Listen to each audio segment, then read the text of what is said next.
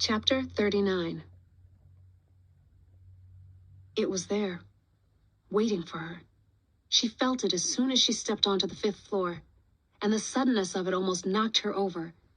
The throng haint's foulness seeped into her mouth like the aftertaste of sour milk. No. Sierra shook her head, steadied her knees. She wouldn't be overwhelmed by fear alone. Not by that acrid taste. Not by the dread of facing the thing that had pursued her through Flatbush and down the shore at Coney Island. She would not succumb. She took a few wobbly steps forward, then firmed up her stride. On the far wall of the 5th floor, a metal staircase led up to the roof. The place was empty except for some crates tucked in the corners, and a floor-to-ceiling section of wall stretching 10 feet along the center of the room. She heard a faint shuffling noise and some scratches. Something was on the other side of that wall. Could be anything, she thought as she crept toward it. Could be Robbie, could be the throng haint, or more of the chalk phantoms, or something worse. Whatever tidal wave of spirit she'd felt coming. Sierra was too exhausted and emotional to bother with all the terrible possibilities. She reached the wall and peered around to the other side of it. Robbie stood there, a paintbrush in his trembling hand, his eyes open wide. Then they got wider. Sierra? The paintbrush fell to the floor. He crossed the room with a long stride and wrapped around her, hugged her tighter than she'd ever been hugged. Sierra tried to catch her breath. "Robbie," she said. She held him at arm's length and inspected his face. His nose was broken. Dried blood had caked around one nostril and a fine layer of white chalk covered his face and clothes. He looked exhausted and terrified, but otherwise, okay. She pulled him to her, found his lips, and devoured them. A messy kiss, tasting of chalk, but it felt so good. He was alive. She kissed him over and over, realized there were tears coming down her face and wiped them away. Kissed him again. "You're not dead," she whispered. He shook his head. "And you saved my life, Juan's life, back on the boardwalk." A non-committal shrug. "Your tats, Robbie." She lifted his arm and saw only faded ghosts of the glorious art that had once been there. "No!" "It's okay." He smiled weakly. "They'll come back. Just not yet." "What happened to you?" He shook again. "I can't. It's horrible, Sierra. You gotta get out of here before Wick comes back." "I'm taking you with me." "No." "What do you mean?" "If I'm gone, Sierra, he'll kill all of us. He'll kill you for sure. He's been talking about it all night. Believe me. He's the one that made me do all of this." Robbie gestured to the walls. Sierra's mouth fell open.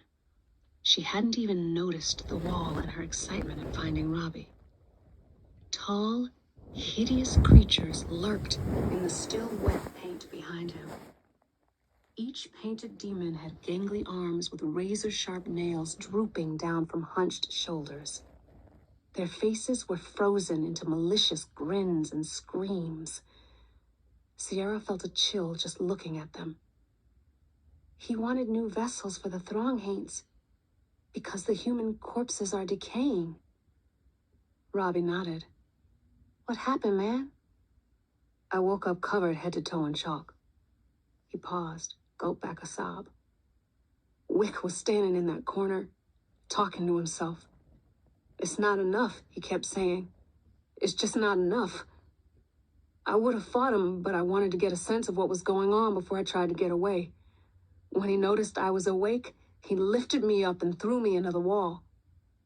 He did it to make a print of my chalk-covered face, something he could shape a spirit into and send against you.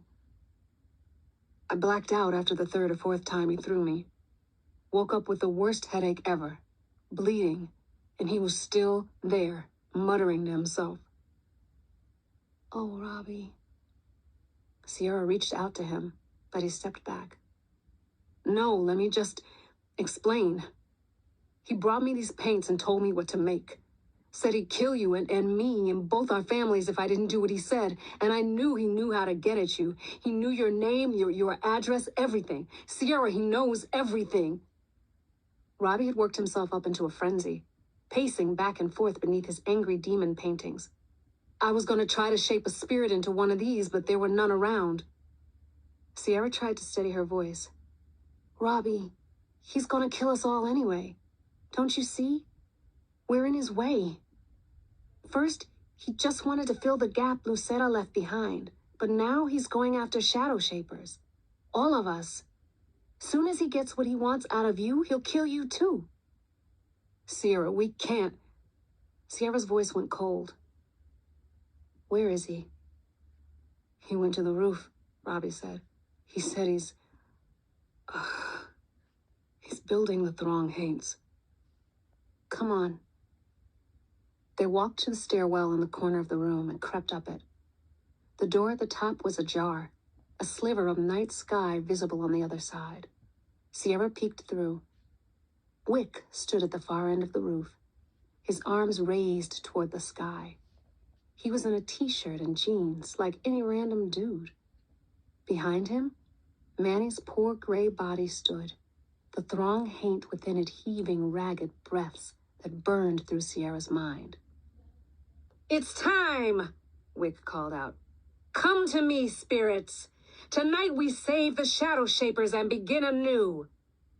The air thickened, like they were in a big crowd. You feel it?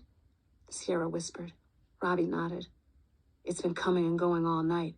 I'd feel it, then it'd be gone. Now it's back, but even louder than ever. If you can call it loud. The feeling seemed to be gathering toward a climax of some kind. A rush of movement around them so fierce, it was almost deafening. What is it? Spirits, Robbie said. Lots of them. Why? They're here. Sierra gazed at the night sky above the tower.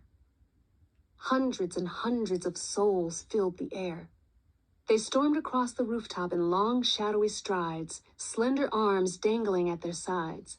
Some glided up through the floor, puffy, dark clouds churning with faces and stories from their lives.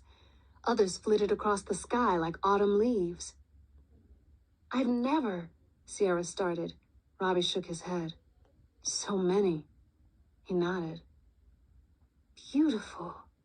Another nod. Wick was spinning in a slow circle, arms outstretched. This is more than I requested, he said. I see some of you have come to bear witness. Very well. Shadows were accumulating on his arms as he spun. They reached out desperately, trying to wrench themselves away from him, but it was no use. Binding magic, Sierra thought. The power the sorrows had given Wick allowed him to hold spirits even against their will. Soon 2 hulking masses of spirit stood on either side of Wick.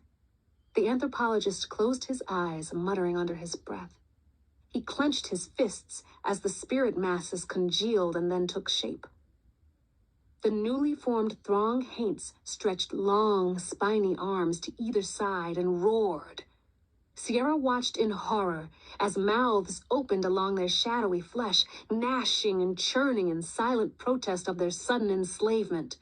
Wick spun again. More shadows gathering along his arms.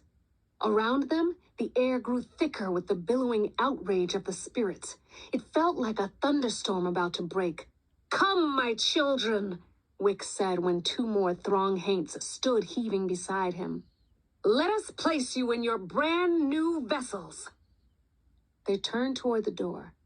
Wick, Manny, and the 4 still shadowy throng haints.